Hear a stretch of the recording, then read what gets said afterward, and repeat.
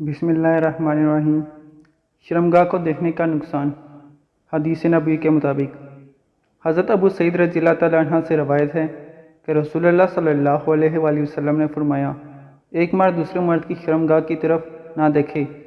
اور نہ کوئی عورت دوسری عورت کی شرمگاہ کی طرف دیکھے، اور نہ کوئی مرد کسی مرد کے ساتھ ایک کپڑے میں لیٹے، اور نہ کوئی عورت کسی عورت کے ساتھ ایک کپڑے میں لیٹے،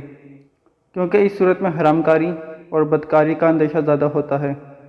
کہ ایک دوسرے کے جسم کے ساتھ لپٹے ہوئے ہوں۔ اس سے شہوانی خیالات متحرک ہوتے ہیں۔ اس میں دیکھنے والے کے لیے ممانعت ہے کہ وہ کسی کے ستر کو نہ دیکھے۔ اگر فرض کر لیا جائے کہ کوئی عورت کسی ضرورت کی بنا پر اپنا ستر کھولے، مثلا علاج کی غرض سے لیڈی ڈاکٹر کے سامنے ستر کھولنا، اب اس کی کوئی مسلمان بہن جو اس کے ساتھ ہو، اس کے لیے جائز نہیں کہ وہ اپنی بہن کا ستر دیکھے، یا اگر تیز ہو اور آندھی کی وجہ سے کسی کا ستر کھل جائے تو کسی عورت یا مرد کے لیے یہ جائز نہیں کہ اپنی بہن یا بھائی